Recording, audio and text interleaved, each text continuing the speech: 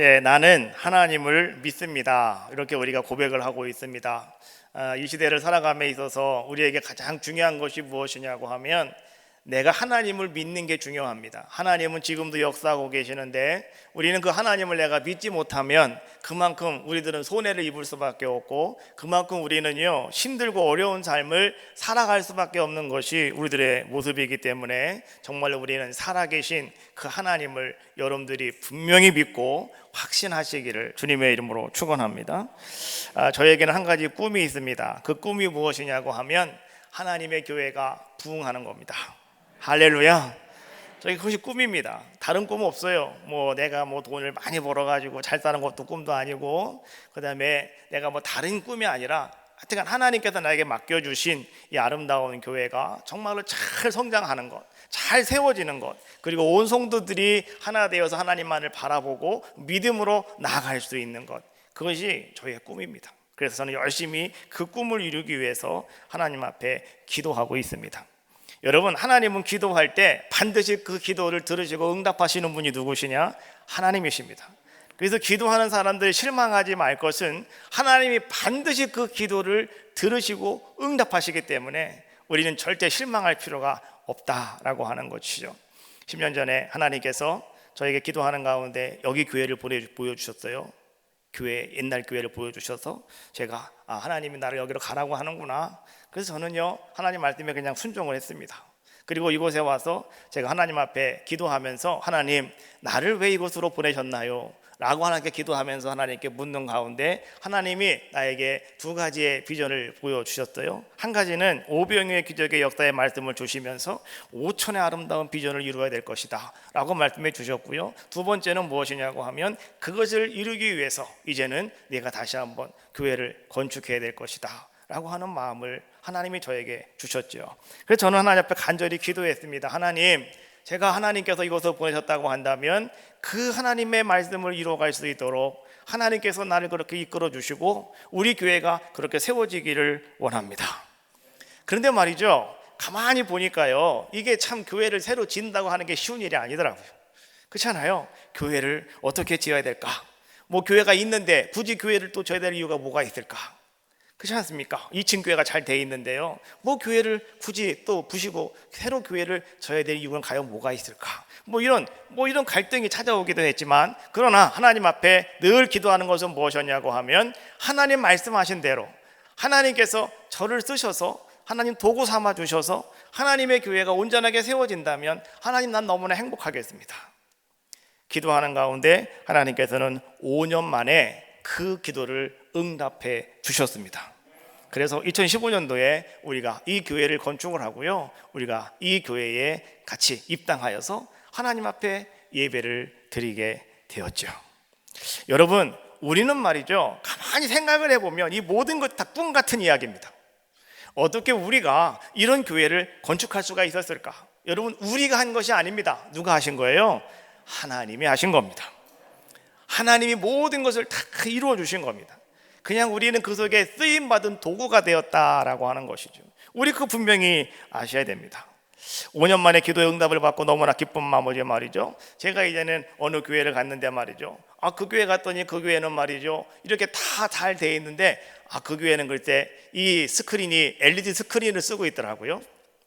그래서 저는 또 하나님 앞에 그렇게 기도했습니다. 하나님, 저 스크린 너무나도 깨끗하게 잘 나오네요. 우리 교회도 하나님 저런 스크린이 좀 있었으면 좋겠습니다. 그런데 말이죠, 그것을 가지고 제가 마음속으로만 갖고 있는 것이지 제가 어느 누구한테도 그 말을 할 수가 없어요. 왜?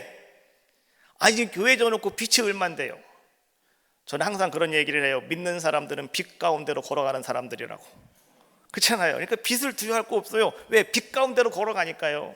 그래서 저는 항상 그랬습니다. 우리 교회 빛이 얼마냐고 물어봐요, 사람들이. 그럼 나는 그래요. 1억 조금 넘어요. 1억 조금 넘는다고요. 그 빛입니까? 1억 조금 넘는 게. 그렇지 않습니까? 그러니까 순진한 사람들은 정말 1억 조금 넘는 줄 알고 나한테 그러시더라고. 아이고, 목사님 그 별것도 없네요. 아무것도 아니네요. 이런 말씀을 하시더라고요. 여러분, 잘 들으셔야 돼요. 제가 1억 조금 넘는다고 하는 말은 그런 의미가 아니라 그냥 우리 하나님께서 행하실 줄로 믿고 그냥 바라보고 가자, 이런 의미예요. 우리 교회가요 그래도 빚이 조금 있습니다. 그렇다고 10억 넘어가진 않아요. 우리가 8억이 빚이었는데요, 그래도 이제는 7억대까지 떨어뜨려 놨어요. 그러다가요, 여러분 할렐루야 할 준비하고 계셔요. 지난주에 6억대로 떨어졌습니다. 할렐루야. 여러분 7억하고 6억하고 천이 차이예요. 그렇지 않습니까? 여하튼 간에 6억대로 떨어졌다. 하나님께서 이제는 점점 떨어지게 할 것이고, 또 하나님께서는 제가 기도하는 게 있어요. 하나님, 우리가 하나님 앞에 봉헌 예배 드리게 해주세요. 기도하고 있거든요. 하나님은 조만간에 그런 아름다운 은혜를 베풀어 주실 줄로 믿습니다. 제가 아는 목사님이 그래요. 거기는 빚이 있는데 다 갚았대. 그런데 거기 장로님이 그러더래요. 목사님, 빚 다 갚지 말고요, 300만 원만 남겨놓죠. 왜 그러냐고 했더니 빚이 없다고 그러면 다른 교회가 자꾸 도와달라고 그러는데, 그래가지고 우리도 빚이 300만 원 있다고 이렇게 항상 이야기를 한다는 거예요. 저는 그래서 그런 생각을 했어요. 우리도 얼른 빚 다 갚고, 하나님, 나는 100만 원만 남겨놓겠습니다. 그렇잖아요. 100만 원 빚이 있어, 우리 교회도. 그래서 우리도 항상 빚진 교회, 그렇지 않습니까? 뭐 이렇게 우리가 하나님 앞에 영광 돌리면 얼마나 좋겠어요. 그런 상황이니까요, 뭐 LED 스크린을 합시다, 말도 못 꺼내는 거, 이거는요, 그렇지 않습니까? 하나님 앞에 기도만 하고 있었어요. 그러는 가운데 하나님께서는 그 기도를 2년 만에 응답해 주셨어요. 2년 만에 우리 김학렬 권사님 가정을 통해서 하나님께서 아주 멋있는 원리들을 말이죠, 하나님이 이렇게 딱 헌신할 수 있도록, 봉헌할 수 있도록 만들어 주셨죠. 그래서 우리가 LED 스크린을 봉헌하는 날도 여러분 영상 멋있게 보셨잖아요. 그때는 그냥 우리 비행기 띄워가지고요, 교회를 한 바퀴 삥 돌렸다니까, 내가. 스크린 보여드리려고. 그렇지 않습니까? 자, 그리고 나서요, 또 제가 한 가지, 이제 하나님, 제 꿈은 교회가 잘 되고 부흥하는 것인데요, 교회가 부흥하려면 하나님, 차가 하나 더 있어야 되겠습니다. 그런데 하나님, 차가요, 이제는 제 자가용이 아니라요, 교회 차가 필요합니다. 15인승 하나가 있어야 되겠습니다. 그런데 말이죠, 그때에 어떤 얘기가 나왔냐고 하면, 이 르노어에서 말이죠, 차를 15인승을 수입해서 판다라고 하는 그런 이야기가 나오고, 이제 그것을 전시한다고 하는 소식을 접하게 되었어요. 그래서 제가 우리 김유석 장로님을 모시고 일산 갔다 왔어요. 일산 자동차 전시장에 가서 그거 보고, 만져보고, 타보고, 그리고 나서 말이죠, 돌아왔어요. 그런데 우리 성도들한테 말이죠, 차 삽시다 말을 못해요. 왜요? 어떻게 차를 사냐고요? 우리가 교회에서 차를 못 사는 거죠. 그래서 할 수 없이 어떻게 합니까? 하나님 앞에 기도했어요. 하나님, 기도하면 하나님은 기도하는 대로 다 응답하시는 분이 하나님이시니까, 저는 여하튼 간에 할 줄로 믿습니다. 나는 방법이 없지만 하나님은 할 줄로 믿습니다. 그러면서 기도하는 가운데요, 우리 최동희 권사님이 지지난주에 오셨더라고요. 오셔서 그런 얘기를 해요. 목사님, 내가 마음속에 하나님, 차를 좀 하나 해야 되겠다라고 하는 마음이 생기는데, 그래서 제가 차가 얼마나 하나 다 알아봤대요. 현대차는 얼마고, 그 다음에 새로 나온 차는 얼마고, 자기가 다 알아봤는데, 현대차는 이게 하기가 좀 너무 버벅하고 너무 힘들 것 같고, 그냥 이 마스터 이거를 제가 했으면 좋겠습니다, 이런 말씀을 하시더라고요. 저는 속으로요, 야, 하나님이 또 이렇게 우리 권사님을 통해서 역사하시는구나, 너무나 감사했어요. 왜냐고 하면 그동안 저는 기도했으니까요. 그냥 된 게 아니라 저는 그렇게 생각해요. 기도했더니 또 하나님은 또 하나님의 마음에 맞는 사람을 택하셔서 하나님이 네가 감당해 라고 또 하나님 말씀하신 게 아닌가. 그래서요, 우리 권사님이 차 가격까지 다 알아봤다는데요, 그래서 그럼 하시라고. 그래갖고 이제 신청을 했는데요, 이 차가 지금 상당히 귀합니다. 그래서 차가요, 신청을 해놓으면 석 달, 넉 달이 걸린대요, 들어오는데. 그래서 나는 한 9월 달쯤 차를 받으면 되겠다라고 생각을 하고 이제 신청을 해놓으셨는데 말이죠, 신청해놓고 그 다음 날 연락이 왔어요. 차가 다음 주에 들어온대요. 우리께 됐대요. 그러니까 빨리 돈 준비하시라는 거, 빨리 돈 준비하시라고. 그래가지고 어떻게 하겠어요? 야, 이거 하나님이 이게 뭔가 빨리 주시는 거는 거기에도 뭔가 다 이유가 있겠구나. 그래서 권사님 힘드시더만 빨리빨리 진행하시라고. 그래서 이제 우리가 지난주에 차가 우리 교회에 들어오게 됐어요. 5월을 넘기지 아니하고 5월 달에 교회 차량이 운행이 됐잖아요. 오늘부터 이 차가 운행이 됐어요. 여러분, 하나님께서는 뭔가 큰 뜻을 가지고 계신 것이 아닌가, 저는 그렇게 믿어요. 하나님께서 이제 우리 교회를 사랑하시고 여러분들을 사랑하시고 또 하나님이 행하시는 모든 일들을 여러분 가만히 바라보며 한번 기대해 봅시다. 하나님은 어떻게 하실까요? 아마 놀라운 일을 하나님은 이루어 주실 줄로 믿습니다. 예수님의 제자들은 말이죠, 3년 동안이나 예수님과 함께 생활한 사람들의 모습이었어요. 같이 밥을 먹고 같이 잠을 자고, 그리고 또 예수님이 행하시는 기적을 옆에서 다 보았고, 그리고 또 그들은 말이죠, 부활하신 주님을 다시 만나기까지도 했던 사람이 누구였느냐? 예수님의 제자들이었어요. 그런데 문제는 뭐냐고 하면, 그들은 그 옛날의 모습을 그대로 가지고 있었다는 거예요. 변화된 사람이 별로 없었다, 이런 얘기죠. 예수님께로부터 제자 훈련을 받았는데요, 예수님께로부터 그들은 교육을 받았고, 예수님께로부터 그들은 모든 훈련을 다 받았음에도 불구하고요, 오늘 그들은 어떤 자들의 모습이었습니까? 주님이 십자가 앞에 섰을 때에 오늘 그들은 예수님을 부인합니다. 그리고 십자가 너무 무서워가지고요, 저쪽에 숨어버리고 말았어요. 그리고 또한 그들은 어떻게 합니까? 결국에는 예수님을 팔아버리기까지 하는 그러한 제자들의 모습을 성경은 우리에게 잘 보여주고 있더라라고 하는 것이죠. 예수님께서는 그러한 제자들을 바라보시면서 아무 말 하지 아니하시고, 예수님께서는 묵묵히 골고다의 길을 올라가셨어요. 십자가를 지셨어요. 그리고 주님은 다시 3일 만에 살아나셨어요. 그리고 주님은 40일 동안 이 땅에서 함께 거하시면서 그 제자들을 찾아가셔서 때때로 그들에게 자기의 모습을 보여주기도 하시면서, 오늘 주님께서는 그들과 함께 거하고 계시다가 40일이 지나서 오늘 주님은 베단이라고 하는 곳에서 이제는 승천하셨다라고 하는 것이죠. 그리고 나서 이제 열흘이 지나서 오순절날이 이뤘을 때 그 제자들이요, 다 같이 한 곳에 모여 앉아서 그들이 하나님 앞에 기도하고 힘을 다해서 기도하며, 그들이 다 문을 잠그고 두려움 속에서 떨면서 그들이 기도하고 있었을 때, 다 같이 한 곳에 모여 있는 그곳에 성령이 그들 가운데 충만하게 임하셔서 그들이 성령의 충만함을 받게 되었다. 이것이 여러분 마가의 다락방에 내려졌던 첫 번째 성령 강림의 사건이더라라고 하는 것이죠. 성령 강림의 역사가 일어났을 때, 지금까지는 두려움 속에서 하찮은 계집종 앞에서 말이 나도 그 사람이 누군지 모른다고 3번씩이나 부인하고 저주하고 도망갔던 베드로가 이제는 그런 자의 모습이 아니었고요, 그 다음에 그냥 다락방에서 말이죠, 문을 걸어 잠그고 말이죠, 누가 혹시 찾아올까 무서워가지고 그냥 덜덜 떨면서 있던 그런 제자들이 문을 활 열어버리고 방문을 걷어차고요, 그들은 밖으로 나가서 그들은 예수 그리스도의 죽음과 그 다음에 예수 그리스도의 부활을 그들은 목이 터져라 외쳐대는 자들의 모습이었다는 것이죠. 그 당시에 로마로 들어가서 그들에게도 막 복음을 전하고 말이죠. 그로부터 300년이 채 흐르기도 전에 여러분, 세계를 지배했던 로마가 그들 앞에 무릎을 꿇게 되었다라고 하는 거예요. 역사적으로 보면 313년 콘스탄티누스 황제 때에 밀라노 칙령에 의해서 말이죠, 이제는 로마의 기독교가 공인이 되었고요, 그 다음에 380년 테오도시우스 황제 때에 이제 로마 제국의 국교로 이제는 기독교가 승격되어지는 놀라운 일들이 역사적으로 그렇게 기록이 되어 있더라는 것이죠.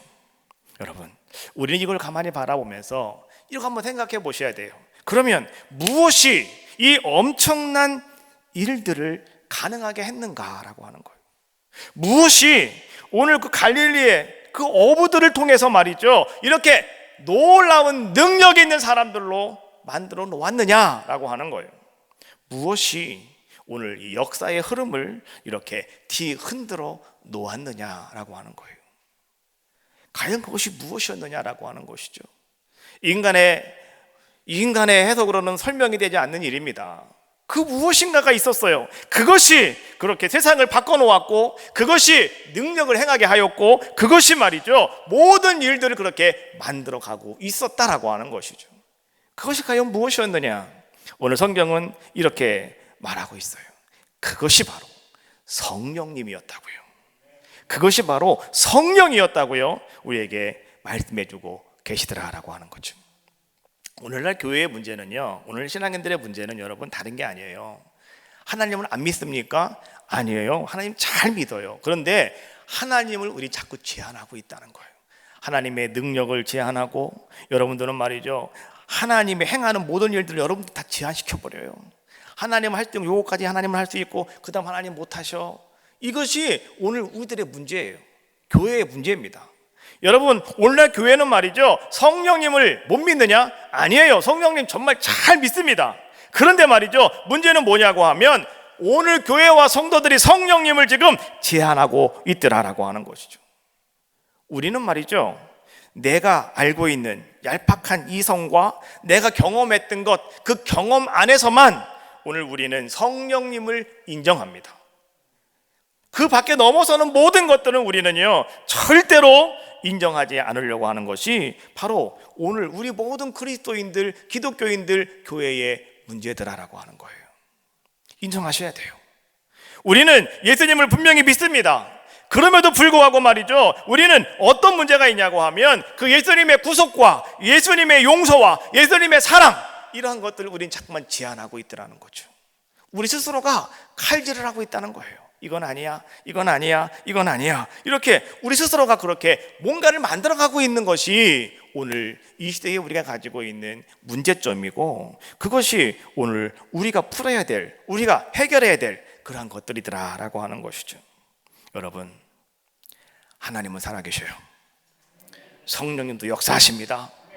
예수님은 우리에게 구원자십니다. 분명히 믿으셔야 되는 거예요. 여러분의 이성에, 여러분이 알고 있는 것에 여러분 제한 걸지 마시라고요. 무조건 믿으시면 되는 거예요. 하나님은 능히 하실 수 있는 분이시다, 여러분 알고 계시면 되는 거예요. 성령의 역사는 어디 나타나냐고 하면 여러분 바로 그렇게 하나님을 믿는 사람들, 성령님을 믿는 사람들, 확실하게 믿는 겁니다. 그리고 예수님을 확실하게 구세주로 영접한 사람들, 오늘 이러한 사람들이 모이는 곳에 성령의 역사는 나타나게 되더라라고 하는 거예요. 모이는 곳에 성령은 역사하신다는 거예요. 모이는 곳에. 그래서 말이죠, 사무엘이 블레셋 사람들에게 위협을 당하고 있을 때, 그들이 말이죠, 그들을 자꾸 침략하고 있을 때에 오늘 사무엘은 모든 이스라엘 백성들을 그렇게 말합니다. 너희 모든 이스라엘 백성들아 다 미스바로 모여라. 가서 우리가 하나님 앞에 회개하며 기도하자. 여러분, 어려울 때는요 모여 기도하시는 거예요. 힘들 때는요 모여서 찬송하고 예배하시는 거예요. 코로나가 무섭긴 무섭죠. 엄청나게 무서워요, 코로나가. 안 그렇습니까? 진짜 무서운 게 코로나예요. 그러니까 안 보이시잖아요. 그러나 우리는 분명히 아셔야 돼요. 하나님이 더 무서운 겁니다. 하나님이 더 능력이시라고요. 하나님이 코로나를 다 지배하고 계셔요. 우리 그거 분명히 아셔야 돼요. 그렇지 않습니까? 그래서 우리는 말이죠, 오직 모여 기도하고 모여 찬송할 때 하나님 우리를 지켜주시고 우리를 보호하여 주시더라라고 하는 것이죠. 하나님이 에스라에게 말씀하셨어요. 너는 돌아가 성전을 건축하라고요. 그때 에스라가 말이죠, 이스라엘 백성을 바라봤더니 다 어떤 모습이었습니까? 다 뿔뿔이 흩어지고 말이죠, 이스라엘 성전은 말이죠 다 흩어져가지고 막 돌뿔이 하나 없고 말이죠, 막 이런 상황이었단 말이죠. 그때 에스라는 어떻게 합니까? 모든 이스라엘 백성들에게 그렇게 외칩니다. 너희 유다 백성들아 모여라. 그리고 다시 우리가 교회의 부흥을 일으켜보자. 여러분, 모일 때 성령님이 역사하신다는 거예요. 모일 때 성령이 여러분들을 도와주시더라라고 하는 것이죠. 오늘 여기도 마찬가지입니다. 마가의 다락방에 120명, 약 120명의 사람들이 모였다라고 말씀해 주고 계시잖아요. 그들이 거기서 모여서 함께 찬송하며 기도하고 간절히 기도하고 있을 때에 하늘로부터 불의 혀 같은 것이 그들 가운데 임함으로 말미암아서 성령의 충만함을 받게 되었다라고 성경은 말씀해 주고 계시는 거예요. 여러분, 오늘 우리는 말이죠, 이 성령 강림이 있기 전에 오늘 예수님이 승천하신 이후에 그때까지 열흘이라고 하는 시간이었습니다. 이 열흘 동안에 그러면 오늘 그 제자들은, 믿는 사람들은 과연 무엇을 하고 있었을까요? 성경에 보니까 그들은 대략 세 가지의 일을 했습니다. 첫 번째가 뭐냐고 하면 사도행전 1장 4절에 있는 말씀인데요, 거기 그런 말씀이 나와요. 예수님께서 그들에게 명령하시기를 예루살렘을 떠나지 말고 내게서 들은 바 아버지께서 약속하신 것을 기다려라 라고 말씀해 주고 있어요. 오늘 그들은 첫 번째 무엇을 하였느냐? 예루살렘을 떠나가지 않았어요. 아버지께서 약속하신 것을 그들은 기다렸어요. 다시 말하면 예수님 말씀에 순종했어요. 그래, 한번 죽으면 죽더라도 여기서 한번 기다려보자, 주님 말씀 한번 붙잡아보자 라고 그들은 예수님 말씀에 순종했더니 여러분, 거기에 성령의 역사가 임하였더라. 성령의 역사는 오늘도 마찬가지입니다. 순종하는 자리에 성령의 역사가 임합니다. 여러분이 있는 그곳에서 여러분들이 말씀에 따라 순종하는 아름다운 자들에게 성령님은 역사하신다라고 하는 거예요. 두 번째로 오늘 성령은 또 그들은 뭘 하고 있었느냐, 14절 말씀해 보니까 1장 14절 말씀해 보니까 여자들과 그 다음에 예수님의 어머니 마리아와 그 다음에 예수님의 아우들과 더불어 마음을 같이하여 오로지 기도에 힘썼다라고 말씀해 주고 계셔요. 다락방에 모여서 그들은 마음을 다하여 전심으로 기도했다라고 말씀해 주고 있어요. 여러분, 사모하는 자에게, 매달리는 자에게 성령은 오신다는 거예요. 여러분도 마찬가지입니다. 사모함이 있으셔야 돼요. 매달림이 있으셔야 돼요. 그때 성령이 여러분들 가운데 충만케 되어지더라라고 하는 것이죠. 마지막으로 또 그들은 뭘 했냐고 하면, 자, 거기 15절 말씀해 보니까요, 이런 말씀이 나와요. 모인 수가 약 120명이 되었다. 그런데 그때 베드로가 일어났다. 그리고 형제들에게 그는 이렇게 말하였다라고 말씀해 주고 있어요. 뭘 말했냐고 하면, 그들이 지금 있는 곳에 한 가지 마음 찝찝한 것이 한 가지가 있어요. 해결하지 못하는 것이 한 가지가 있어요. 그것이 뭐냐고 하면 가룟 유다의 문제예요. 가룟 유다 예수님 팔아먹고 죽었잖아요. 근데 어느 제자들 하나 누가 하나 나서 가지고 이 문제를 해결하려고 하는 사람이 아무도 없는 거예요. 왜요? 다 똑같으니까. 자기들 다 도망갔잖아요. 유다는 용기 내가지고 예수님 팔아먹었지. 자기들 다 똑같은 사람들이거든요. 그러니까 누가 나서 가지고 그 일을 해결을 못하고 있는 것이죠. 그때에 오늘 베드로가 기도하면서 어떻게 했다고요? 이 문제 해결하자. 다시 말하면 골문 상처를 도려내자. 그리고 다시 우리가 조직을 완벽하게 만들자. 그래서 어떻게 했습니까? 거기 말씀해 보니까 1장 26절 말씀해 보니까 제비 뽑아 맏비아를 얻으니 그가 11사도의 수에 들어갔다 라고 말씀해 주고 계시죠. 맏비아를 뽑아서 제자로 대신 삼았고 그 문제를 깨끗하게 봉합하였다. 그랬더니 그때 성령의 역사가 임하게 되었다. 2장 1절에 오순절날 그들이 한 곳에 모였더니 이제는 성령이 이렇게 역사했다라고 우리에게 말씀해 주고 계시더라는 거예요.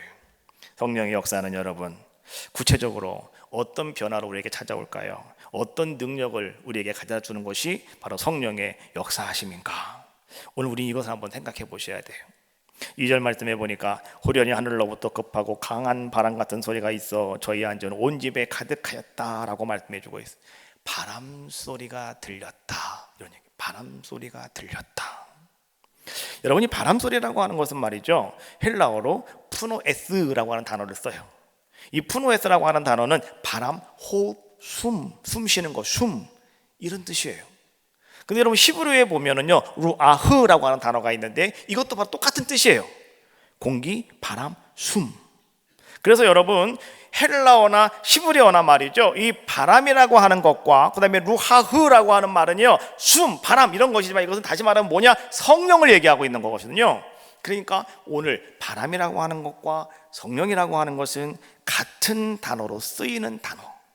그것이 바로 오늘 헬라어로 말하고 있는 푸노에스라고 하는 단어였더라라고 하는 거죠. 바람 소리, 이것이 여기서는 바람 소리라고 해석을 하고 있지만 다른 해석에 보면 이건 뭐냐고 하면 성령의 소리, 성령이라고 하는 그런 단어로 해석하고 있는 것이 바로 이 푸노에스라고 하는 바람이라고 하는 단어의 말씀이더라라고 하는 거예요. 바람이라고 하는 것은 어디서 와서 어디로 가는지 우리는 알 수가 없어요. 그러나 여러분, 바람이라고 하는 것은 우리가 만질 수도 없고 우리가 볼 수도 없지만 그러나 우리는 그 바람을 느낄 수는 있더라. 그런데 여러분, 오늘 그 바람은요, 우리에게 또 뭐 숨결이라든지 아니면 생기라고 하는 뜻도 가지고 있는 것도 바람이라고 하는 말의 뜻입니다. 그래서 에스겔 37장 말씀해 보니까 오늘 에스겔이 마른 뼈가 가득 찬 그 골짜기에 섰을 때 하나님 환상을 보여주고 계시거든요. 그때에 하나님께서 에스겔에게 이렇게 선포하라고 말씀해 주고 있어요. 그것이 뭐냐? 에스겔 37장 5절에 있는 말씀인데, 주 여호와께서 이 뼈들에게 이같이 말씀하시기를 내가 생기를 너희에게 들어가게 하리니 너희가 살아나리라. 오늘 하나님이 이렇게 선포하라고 말씀하셨어요. 그래서 오늘 이 누굽니까? 에스겔이 말이죠, 그 골짜기에서 자기가 그대로 선포했습니다. 생기야 들어가라 그랬더니 말이죠, 갑자기 생기가 들어갔더니 말이죠, 뼈가 쭉쭉쭉쭉 뼈가 딱 맞아 떨어지고요. 그다음에 그 위에 말이죠, 심줄이 축축축 생기더니요, 그 위에 살가죽이 막 차오르고요. 그다음에 그 위에 뭐 가죽이 말이죠, 다 온몸을 덮어버리더라는 거죠. 그리고 그들이 살아있는 군대가 되었더라 라고 성경은 말씀해 주고 있어요. 생기, 생기가 뭡니까? 하나님의 영이잖아요. 바로 그것이 바로 오늘 여기서 말해주고 있는 바람과 같은 말의 같은 뜻의 의미를 가지고 있는 모습이더라. 오늘 그것이 바람같이 어찌 소리가 급하고 강하게 그들 가운데 들려왔다.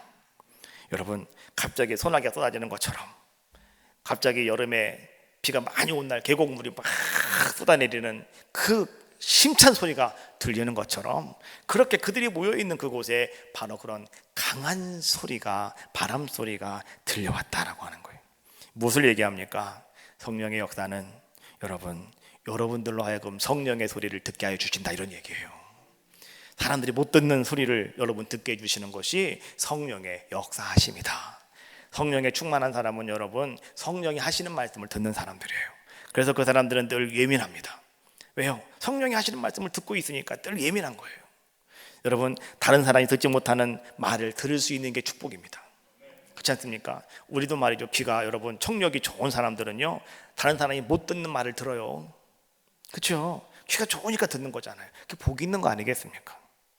오늘 성령의 역사가 여러분들 가운데 임하셔서 오늘 여러분들도요, 하늘의 소리를 들을 줄 아는 귀한 여러분들의 모습이 다 되어지시기를 주님의 이름으로 축원합니다. 두 번째는요, 3절 말씀에 보니까 불의 혀같이 갈라지는 것들이 그들에게 보였다라고 하는 말씀이 나오는데, 이게 무슨 말씀이냐고 하면, 성령의 역사는요, 사람들의 눈을 열어서 또한 보게 하시는 아름다운 역사가 성령의 역사하심 속에 나타나게 되더라라고 하는 것이죠. 불이라고 하는 것은 뭐냐? 불은 언제나 하나님의 임재를 상징하는 것이 바로 곧 불이었습니다. 여러분, 모세가 하나님께 부름 받을 때에 그는 뭘 봤어요? 불꽃을 봤어요. 그렇잖아요. 떨게나무에 불이 붙었는데요, 나무는 그대로 있고 불만 막 타오르는 그러한 모습을 보았지 않습니까? 이스라엘 백성이 광야길을 걸어갈 때 그들은 말이죠, 낮에는 구름 기둥을 봤지만 밤에는 불기둥을 보았어요. 그 불기둥은 무엇이었냐고 하면, 하나님이 내가 앞서간다, 따라와라, 이런 말씀이셨어요. 여러분, 갈멜산에서 엘리야가 말이죠, 제단을 쌓았습니다. 그리고 하나님 앞에 그런 두 손을 들고 기도했습니다. 하나님이 하나님이신 것과 오늘 내가 하나님의 종인 것과 여기에 있는 모든 사람들이 다 하나님은 살아계시다고 하는 것을 하나님 보여주시옵소서. 그 하늘로부터 불이 떨어졌다고 성경은 말씀해 주고 계시는 거예요.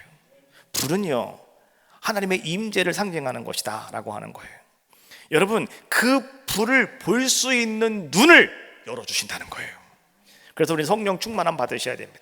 오늘 여러분이가 예배하는 이 시간도 마찬가지입니다. 오늘 이곳에서 하나님 말씀을 선언하고 선포하고 있을 때에 이 강단에 여러분, 불같이 역사하시는 아름다운 모습이 여러분 눈에 보이셔야 되는 거예요. 이것이 성령 충만한 사람들의 모습이더라 라고 하는 것이죠. 하나님은요, 어디서 여러분들을 부르고 계시는지 알아요? 항상 하나님은 불 가운데서 여러분들을 부르십니다. 불 가운데서 불러요. 그러니까 여러분, 불을 보실 줄 알아야 되는 거예요. 그렇지 않습니까? 나를 부르시는 그 하나님이 어디 계시다고요? 불 가운데 계시다고요. 불 가운데. 내가 불을 볼 줄 알아야 내 사명이 무엇인가를 깨닫게 되는 거예요. 내가 불을 볼 줄 알아야 오늘 여러분들이 말이죠, 그때부터 아 그래, 내 눈이 열려서 하나님의 교회가 어떤 비전을 가지고 있고 오늘 여러분들 살아가는 삶 속에 내가 어떤 삶을 살아가야 될 것인지 여러분들이 볼 수 있는 귀한 자가 되어질 수 있다라고 하는 것이죠. 그래서 성령의 충만함이 있으셔야 돼요. 성령의 역사가 여러분들의 눈을 열어서 정말 여러분들이 젊은이는 꿈을 갖게 되고 늙은이는 눈을 열어서 하나님 나라를 바라보게 되는 것처럼 오늘 여러분들이 눈을 열어 하나님의 아름다움을 바라볼 수 있는 귀한 역사가 임하시기를 주님의 이름으로 축원합니다. 사도 바울은 여행을 참 많이 한 사람이었어요. 1차, 2차, 3차 전도 여행을 했잖아요. 동문사님 여러분들에게 지도 주셨죠? 지도? 그 지도가 뭐예요? 바울의 선교 여행 지도란 말이에요. 안 받으신 분은 달라고 그러세요. 그거 되게 비싼 거예요. 비싼 거예요. 살려면 비싸요. 그러니까 가서 달라고 그러세요. 나도 달라고.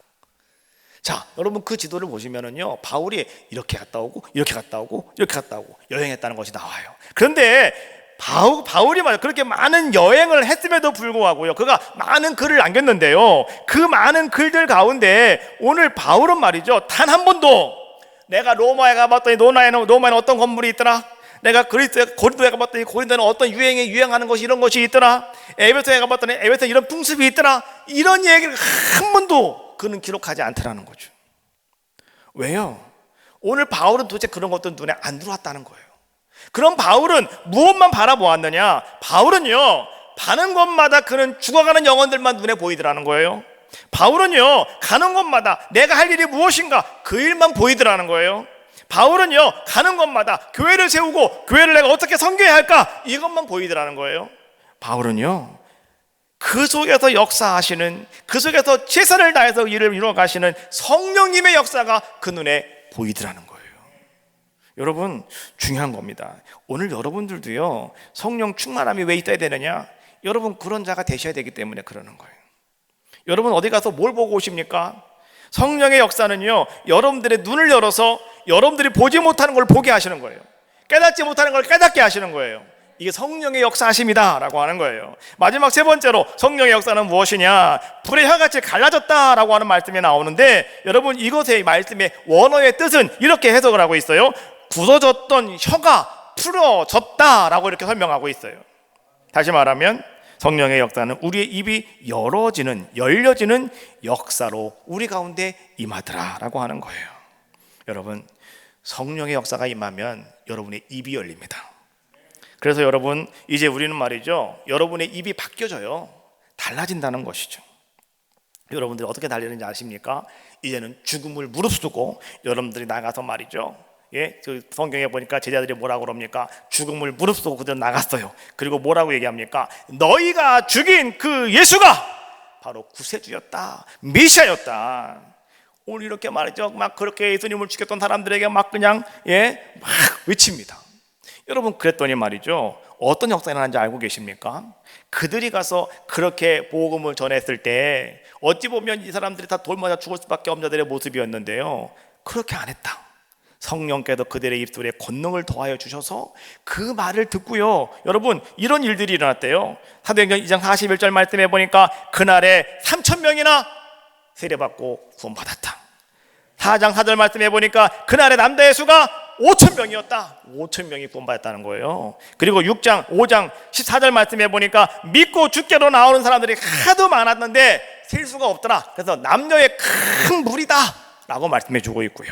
그 다음에 6장 7절 말씀해 보니까 말씀이 점점점 왕성하여져 가서 예루살렘에 있는 제자의 수가 심히 많아졌고 허다한 사람들이 복종하였다. 성경은 그렇게 말씀해 주고 있는 거예요. 여러분, 이게 어떻게 일어나는 것이냐? 성령의 역사가 여러분 가운데 임하면 오늘 여러분들도요, 그렇게 3,000명이 회개하고 5,000명이 회개하고 허다한 사람들이, 수많은 사람들이 여러분 구원받는 아름다운 역사를 여러분을 통해서 하나님은 이루어 가실 줄로 믿습니다. 여러분들이 그런 자가 다 되시길 주님의 이름으로 축원합니다. 오늘 여러분의 입은 열려 있습니까? 여러분, 혹 여러분들이 뭐 전도의 벙어리가 아니고 또 기도하는 기도에 여러분 벙어리가 되어 있지는 않습니까? 우리는 말이죠, 오히려 내가 하지 말아야 될 말을 너무나 많이 할 때가 있어요. 필요 없는 말을 지나치게 우리가 너무나 많이 할 때가 있더라라고 하는 것이죠. 그러나 여러분, 성령 충만함 받으면 이제 그때부터 우리는요, 어떤 말을 하게 되는지 알고 계십니까? 성령이 이끄신 대로 말하게 됩니다. 그래서 그때부터 우리는 우리의 입술이 기도하는 입술이 되고, 그때부터 우리의 입술은 기뻐하며 찬양하는 입술이 되어지는 것이고, 그때부터 여러분들은 이웃 사람들을 축복하는 입술이 되어지는 것이고, 그때부터 여러분들은 복음을 전하는 아름다운 입술이 다 될 줄로 믿습니다. 오늘 성령 강림 주일인데요, 성령이 우리 가운데 임하면 첫 번째 어떻게 된다고요? 귀가 열린다. 두 번째, 눈이 열린다. 세 번째, 입이 열린다. 할렐루야. 이런 역사가 오늘 여러분들 가운데 임하시기를 주님의 이름으로 축원합니다. 성령 강림과 성령 충만의 사건의 최종적인 결론, 왜 성령 충만함 받아야 된다고 말씀해 주고 계시느냐, 이것이 사도행전 2장 44절로부터 47절에 쫙 우리에게 설명해 주고 있어요. 이 결론입니다. 결론 뭡니까? 믿는 사람 다 함께 모든 물건을 서로 통용하는 것. 여러분, 성령 충만하면 이런 일이 생기는 거예요. 내 거 지 거 없어요. 같이 하나 되어서 함께 나눠 쓰는 거. 그 다음에 자기 소유를 팔아서 그 사람들의 필요를 따라 함께 어떻게 한다고요?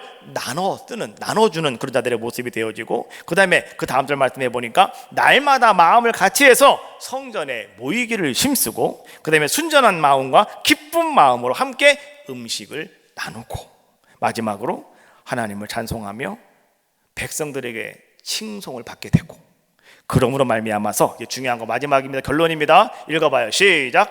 주께서 구원받는 사람을 날마다 더하게 하시니라. 할렐루야.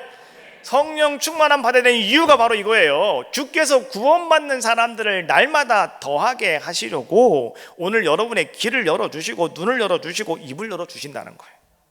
할렐루야. 여러분 성령 충만 받읍시다. 하나님은 이렇게 말씀해 주고 계셔요. 여러분 성령 충만 받아야 된다고.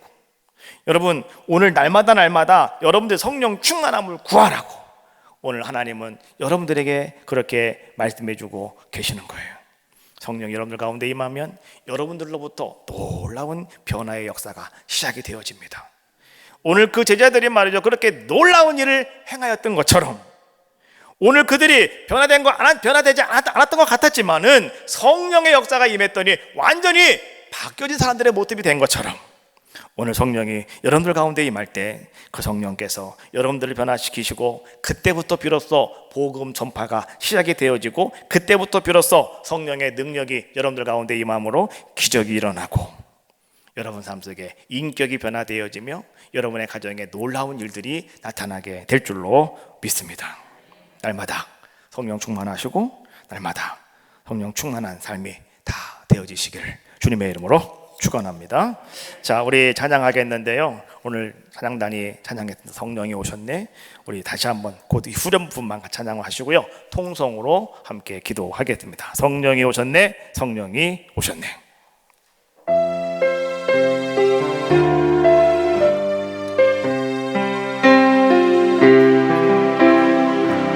성령이 오셨네. 성령이 오셨네. 내 주에 보내신 성령이 오셨네. 우리 인생 가운데 진히 찾아오셔서 그 나라 꿈꾸게 다시 한번 합시다. 성령이 오셨네. 성령이 오셨네. 성령이 오셨네. 내 주에 보내신 성령이 오셨네. 우리 인생 가운데 진히 찾아오셔서 그 나라 꿈꾸게 하시네. 다 같이 성성우리 앞에 기도합시다.